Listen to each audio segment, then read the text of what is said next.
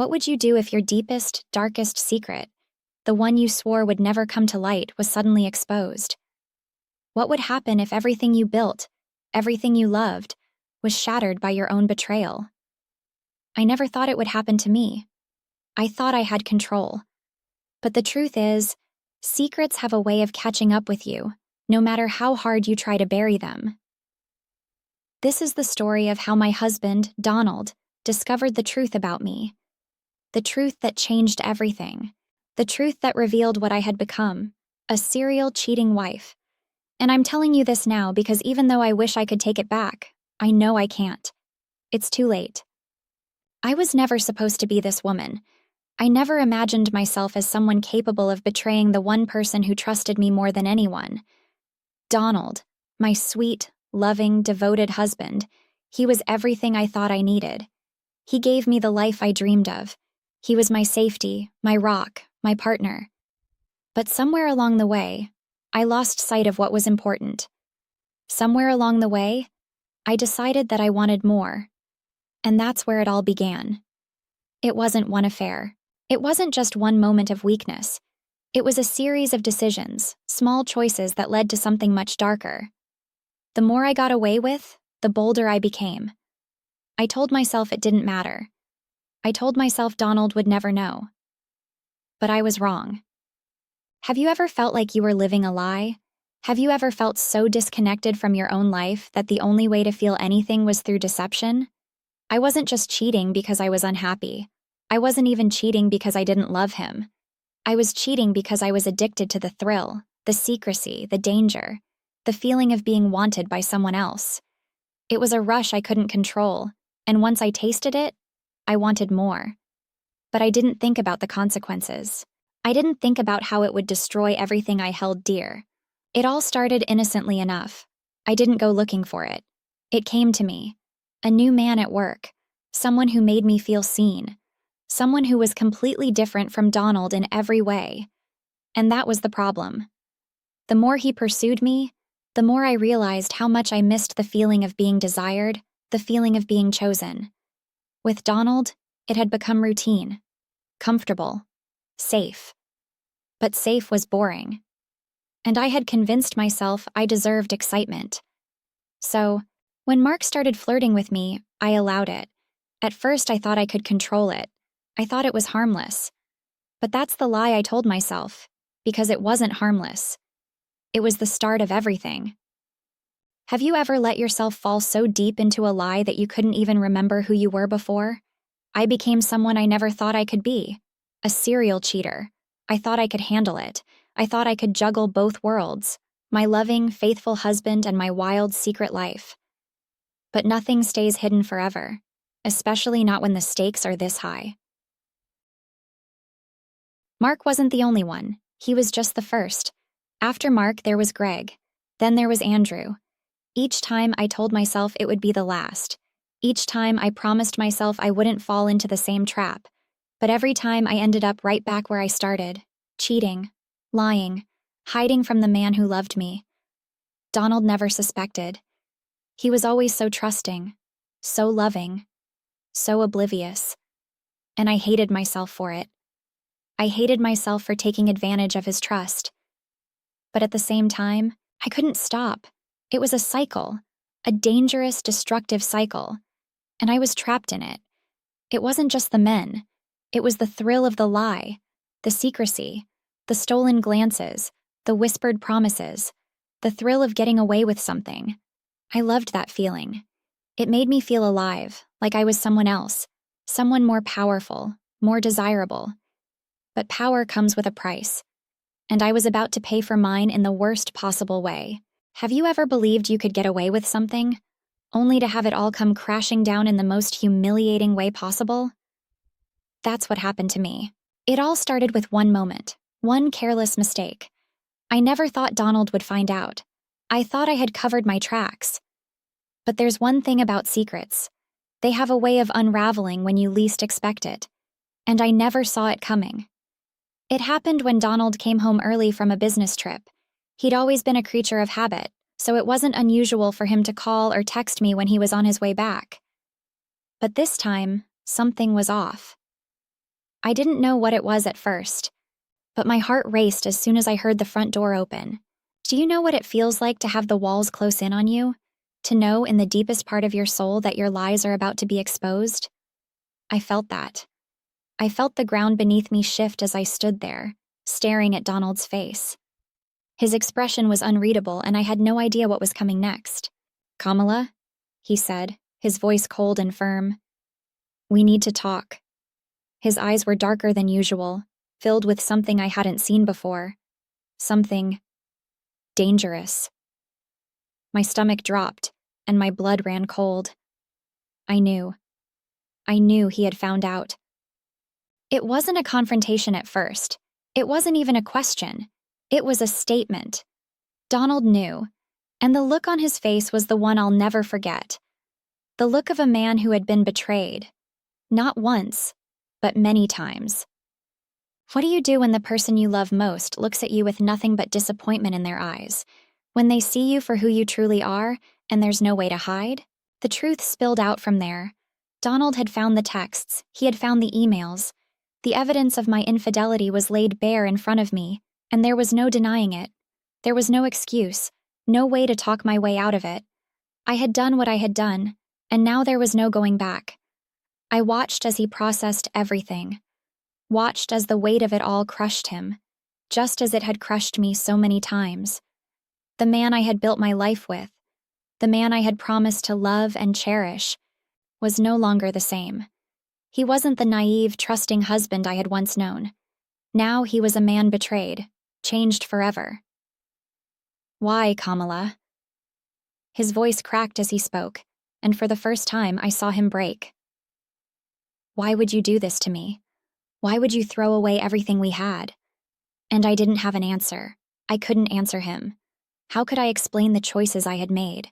How could I make him understand that the addiction to the thrill of the secret was more powerful than any love I had for him? Can a marriage survive the kind of betrayal that shatters everything? Can love be enough to rebuild a relationship once it's been crushed beneath the weight of lies? I wanted to fix it. I wanted to take it all back, to tell him that I was sorry, to beg him to forgive me. But I knew, deep down, that it was too late. I had already destroyed everything. The trust, the love, the foundation of our marriage. I tried to explain, tried to make him see how I had lost myself in the lies, how I had become someone I didn't recognize. But he wasn't listening anymore. His eyes were empty now, hollow from the pain. "I can't do this, Kamala," he said, his voice shaking. "I can't look at you the same way anymore. I can't trust you anymore. I don't even know who you are anymore." That's when I knew. I knew everything was over. The life we had built together, the dreams we had shared, all of it was gone. And there was nothing I could do to fix it. What happens when your entire world crumbles around you, and you're left standing there alone with nothing but the wreckage of your own making? Donald left that night.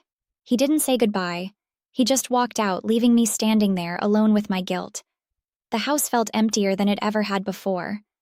The silence was deafening, the weight of my actions unbearable. The days that followed were a blur of sorrow and regret. I tried to reach out to him, tried to beg for forgiveness, but he was done. He couldn't forgive me, and I couldn't blame him. I had broken something that could never be repaired. I had ruined everything. I had ruined us. I thought I could move on. I thought I could go back to my life and forget about the wreckage I had left in my wake. But how could I? How could I possibly escape the gravity of my own actions? The shame was suffocating. Every time I looked in the mirror, I saw a woman who was no longer recognizable. The reflection staring back at me wasn't the woman I had once been. It was the face of someone who had destroyed everything she loved. Have you ever looked at yourself and thought, what happened to me? Have you ever questioned who you are, who you've become, and how you ended up so far from the person you once thought you'd be? For weeks after Donald left, I spiraled. I tried to fill the emptiness with distractions, shopping, parties, meaningless encounters, but nothing worked. I didn't feel alive. I felt dead inside. It wasn't the excitement I missed. It wasn't the thrill of lying and sneaking around. What I missed was the connection, the feeling of being seen and understood, the bond we had before I shattered it. I told myself I was better off without him. that maybe it was for the best, that we weren't meant to be. But deep down, I knew that wasn't true. I knew I had made a huge mistake, and there was no way to undo it. Have you ever tried to move on from something, only to find that no matter how hard you run, the past always catches up with you? The truth is, there are some mistakes you can't outrun. And then came the phone call. It was a week after the last time I saw Donald. I hadn't heard from him, and I honestly didn't know if I ever would. I wasn't even sure if I wanted to. But then my phone buzzed, and my heart skipped a beat. I saw his name on the screen, and for the briefest second, I thought I might collapse from the sheer weight of everything that had happened. Kamala. His voice was cold, but there was something in it, something that made my stomach turn. I'm coming over. I didn't say anything. I just nodded, even though he couldn't see me. I wasn't ready to face him again, but deep down, I knew I had no choice. The things I had done to him, the lies, the betrayal, they had all built up to this moment. When he arrived, I saw it in his eyes. The raw hurt, the anger, the disappointment that had replaced the love that once filled them. It was like looking at a stranger.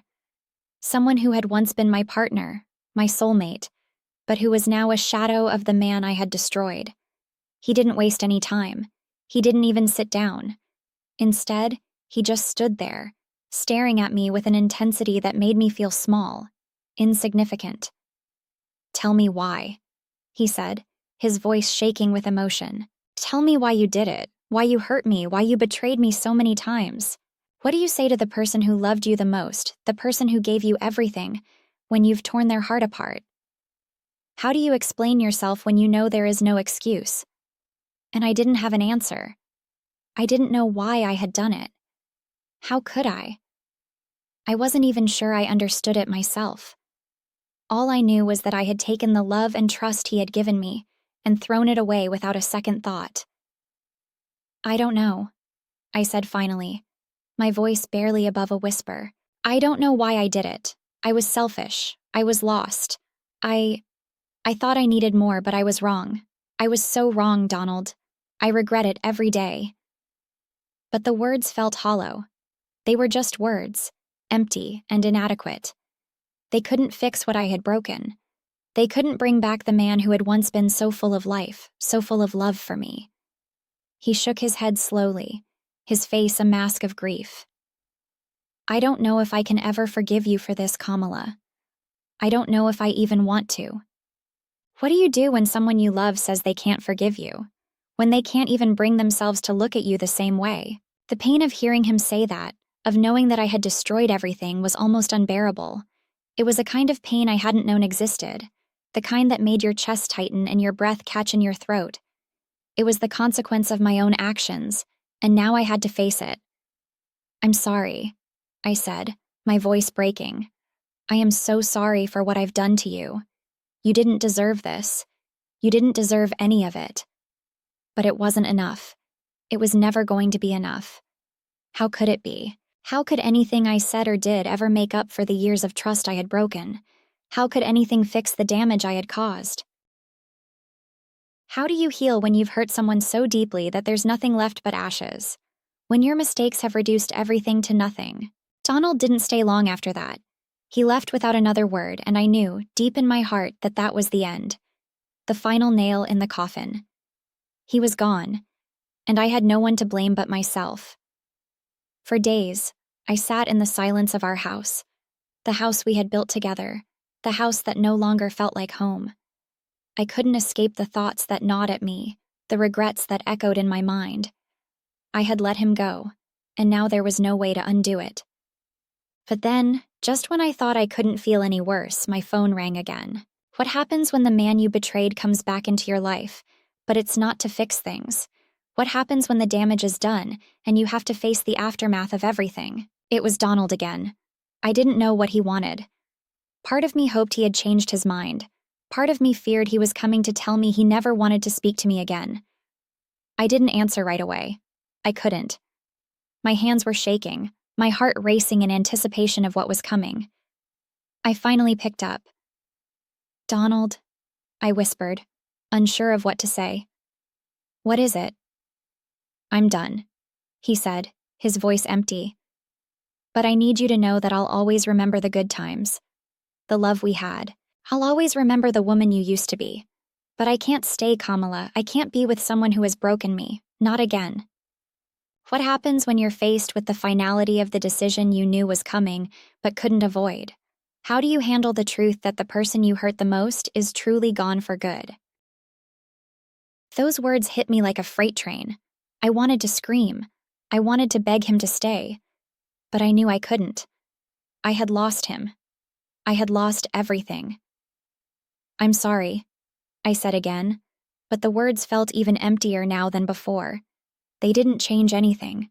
They didn't fix anything. I know, he said softly, his voice breaking. I know.